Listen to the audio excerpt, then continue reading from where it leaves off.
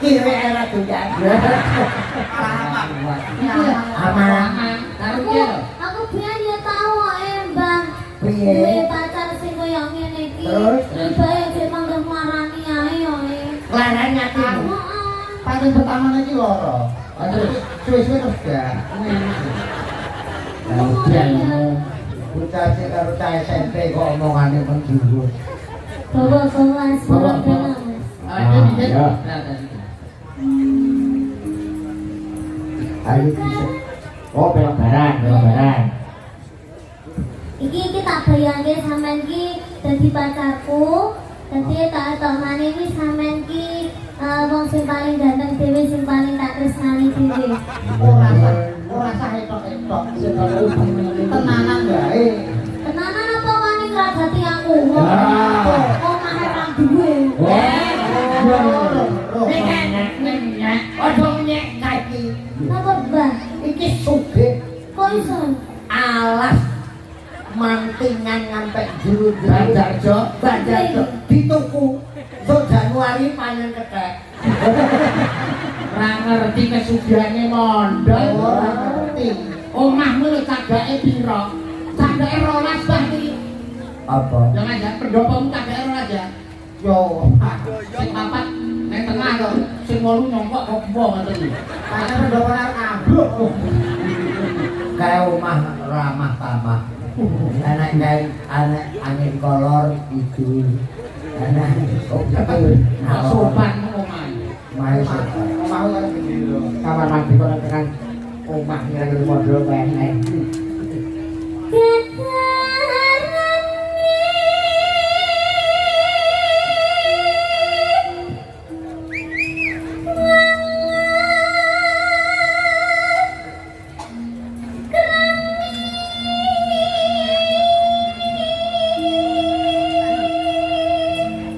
Ya iki bangun wong akeh. Nyanyi gawe Wong akeh iki lho. Kakang aku yo ora trimo lho lare kan mau. Iki wis salah ganteng kok. Kan, maksude ojo teman-teman. Kuwi mung sak sore iki yo ngopi. Apa jenenge? Keren. Permangan supir. Sing wedok masak terus main keren. Jadi bangun kakang ya. Injen kancang Mas. Yo kakang atom. wong iki kudu sing budaya sing seni. Sing semelan, sing semelan.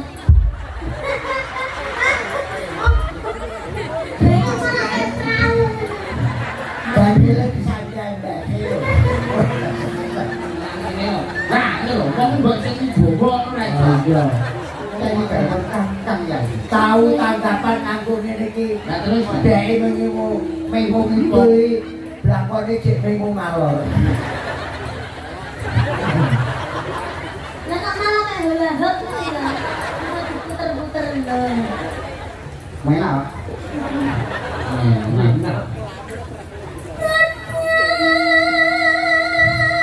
Pangku Mas. Lho, delok bangku lho. Gade. Gak ngono. Alamat iki sing mau meneh iki. Apa? Kompo kanca kowe.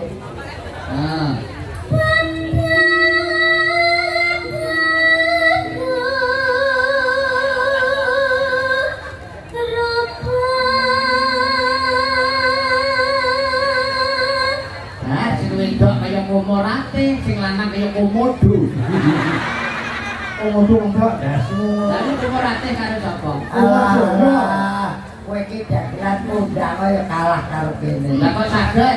Dek ngenani nyalonke DPR. Bener iki dipasang sak mbene. Oh, alasane berangkat jadi Injen Kang Mas. tresnaku marang sliramu. Kang Mas nek ngomong madhep mriko mawon nggih abate ambil ndak enak. Ngengkel lho, benar tak to. Kowe ndek sore tak omongi ngengkel kono aja bawa cangkem sing iki lho. Kelae. Bawa cangkem sitoke ke lho. Tangan sitae rong garing. Ketinggalan Kang Mas niki bensin kalau pun sudah jadi suami. Ono ki lek ceblokin boyo. Ngomong. Ngomong ngono lho, ben aku ki tepak. Aku ini sedelo ae ngono. Wong iki pangku ora gelem meneng-meneng ini. Akhirnya Akhirnya aku yuk kering. Jadi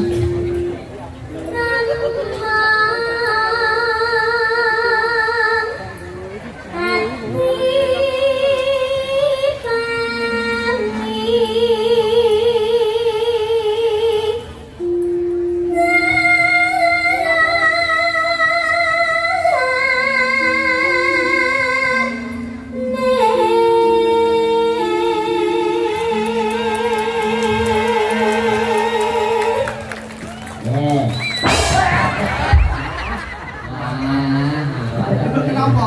Iki ngapa? Keget iki kancane. Iki lho. Kowe kan bane liyane kok. Kenapa? Pak Bupati kula pun lunas dan langsung. Iya, Bang Abel wis lunas, Niken wis lunas, aku wis lunas. Kok sing ra jelas kowe kok iso kene wis. Tapi tidak BRI langsung disetorne ngono rumah. Nah, Nani. Ini lagi. Wanine karo cacine. Tresnaku marang siramu. Tak rewangi rawe-rawe rampas malang-malang putung. Petai dodok utaingmu biro sedumuk bau senyari banyak. Kok iso sedumuk bau iki ya to? Iso sedumuk bau. Sedumuk Bau. batuk. ayo kuwi ana bathuke ya ayo ana bathuke ya. Rumangsamu nek bau iki kok kasar. Boten. Biyen ki enek majalah Joko Lodak. Nggih. Nek sing diarani kuncung kitah lanang, cilik nang kene ana kucing bau kuwi tak cilik sing kuciran loro. Saking asosiasine wong-wong kuwi. Ya wong-wong kuwi. Lah iya. Perkara majalah kuwi aku geger karo marang tuwaku. Oh, sapa? Lah piye lah bawe tak kei kuncung lho, Bang. Yo ayo Ora oleh ya. kene-kene lagi jane dikelabang. Lupa pisan kena Muni. Bisa muni tak? Iya, piye? piye kali? Mental muni piye? Ngene. Lupa pisan kena piye? Wong malah gak ketok serem. Ini lagi. Aku udah enak. Gue tiba dikutuk banget. Saya itu kayak telo.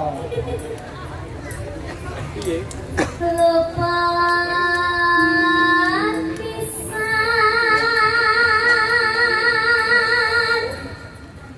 kena pisan.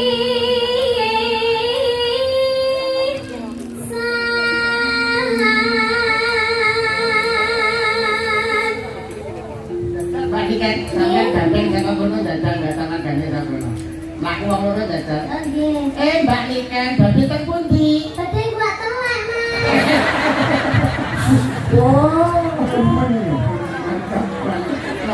Senang ya di rumah. Telek nunggunya di keruk. Apa sing aku bojoku? Sing aku bojoku sapa? Etok. Oh, Dadane aku ndek bojo sampean kok ora anak kowe gendruwo. Yai, ora pareng kaya ngono. Ana ing sadurunge Taman Makam Pahlawan kene sing Taman Keputren. Makam pahlawan mendembok. Taman Makam Pahlawan udah Taman Kaputren. Ya. Yen gampang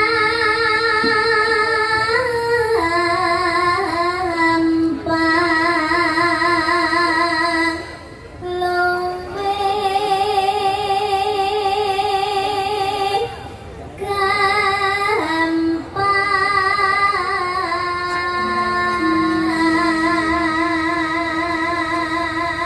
Biar masyarakat Ngawi pirsa, Mbak Niken asli saking Kota Kediri. Kota Kediri. Sekarang sekolah kelas berapa? Setunggal SMA.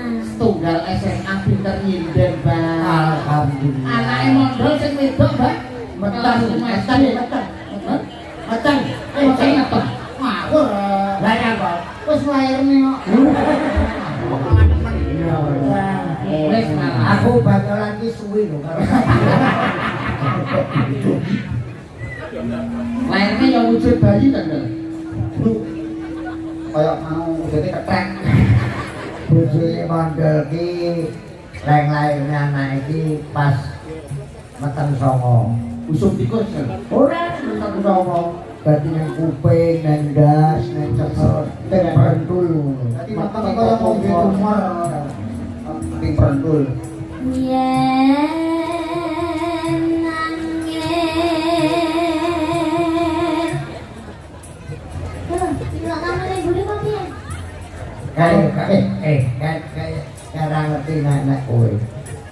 Iso wayang kulit ngene saiki Iya nek ngomong itu. bayaran dulu. Apa kok saiki sing ora disaini iki apa busuk rek disaini. Angel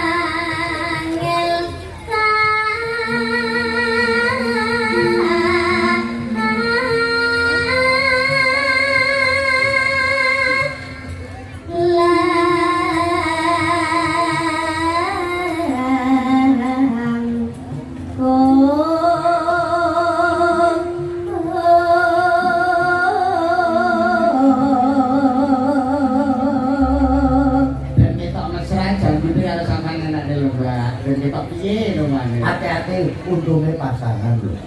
Kok kok dari kok Iki untuk palsu lho, Mbak iki. Itu palsu. Asline sak mene. ya. Ngawur pasak mono lho. Enak rock metal.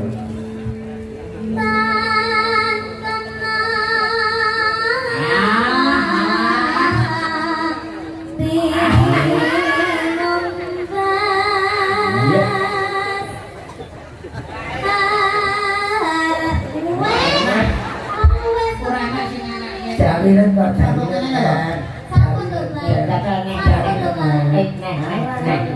Jambune kayak gitu lho.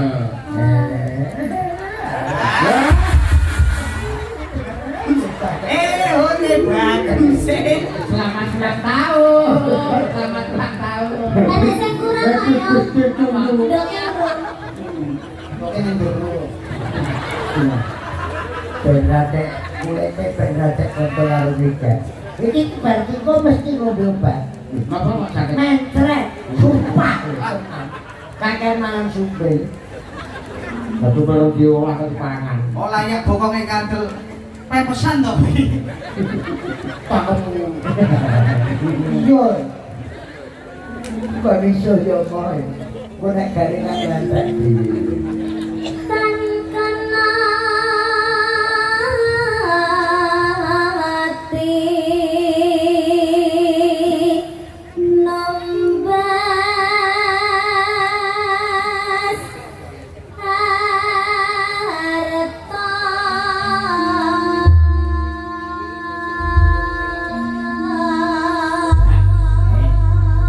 Efekku kelas siji suarane apik, jugete apik, bisa ayu ya. Nemen. Pakai komplit, Paket komplit lho niken iki. suarane apik, pasuryane apik, kulitan kuning, joget apik. Kula nek larang ya lumrah. Lah, dine mondol iku. Pripun? Pripun ngerti kula? Lah iki apa? Bisu. Bisu bisia kowe. Modal iki omong jelas aku ora lho kok bisi. Oh sing goblok ya kayak kae omong bisu mesti itu. Lah ngono bangga dikoki impres lah. Ya udah kita Katene apa iki? Senang kula mawon Oke, ane kok kipot le. Anu anu mawon dicampur mawon. Oke. Thank you.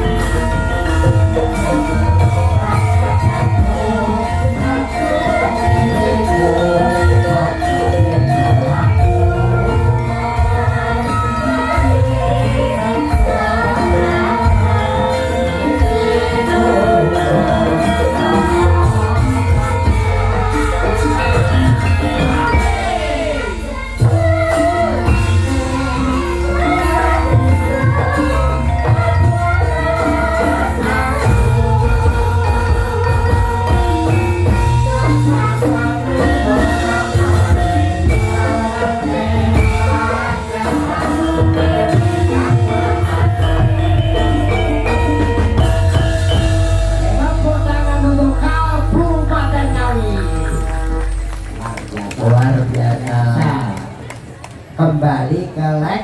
Oh. Iki acaranya luar biasa, Mas Yudo, Nggih. para dalang, Nggih. Pak Iken, kupatan ngiras pantes halal bihalal. Mau disinggung Mas Yudo, Mas Dalang, kupatan ki tradisi sing ora iso ilang karo budaya Indonesia. Ora wong Jawa tok, aku mubeng Palembang ngampek Hongkong ngampek Taiwan, neng kono enek wong Indonesia khususnya wong Jawa mesti ana kupatan. Lah halal bihalal kuwi Mas Yudo ya pirsa nek jaman Sultan Agung kuwi ya wis ana. Jaman ngadeke negara Islam ning Demak Bintoro ya wis ana. Ditengeri Jam Sunan Kudus ngundang murite Arya Penangsang karo Hadiwijaya sarasean ana Kudus, terus kuwi anane diarani halal bihalal. Ruwete Indonesia sakwise kemerdekaan, ruwete politik ana Indonesia. Bapak Presiden Insinyur Soekarno kepengin nglumpukke tokoh-tokoh politik uga tokoh-tokoh para alim ulama. Pak Karno rembukan karo Mbah Hasyim Asy'ari supaya dianake kumpul sakwise lebaran, dianake parpatan, dianake sarasean sakwise lebaran ngiras pantes maaf memaafkan saling podo njaluk sepuro akhire nganti sabrene dadi halal bihalal. Paham? Kula matur nuwun Pak Bupati Ngawi, Pak Wakil Bupati Ngawi sing anake halal bihalal. Biasane nek pendopo saiki dikek alun-alun ini wujud Bapak Oni karo Pak Anto ngerangkul rakyat Ngawi supaya guyub rukun bebarengan kerja cerdas, kerja cepat dan kerja bermanfaat. Luar biasa. Lah nek kupat karo lepet ki kan kowe SMP. Lepet ki teko tembung luput, ngaku luput, isine ketan pliket kental supaya pas seduluran ki ora pedhot. Nek kupat isine beras, beras sing putih sing wangi. Nek lontong kuwi wujude dawa, sok kowe ngerti. Lontong ki sipate wong lanang ya ngono kuwi.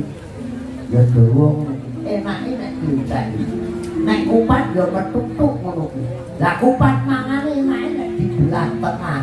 Kuwi ya kaya sipate wong wedok ya meletek ngono kuwi. Wong wedok neteke napa, Mas? Gua tak bikin foto. Nek kupat iku Nek kowe urung nek sing pojok ki papat kok. Malah retek banget.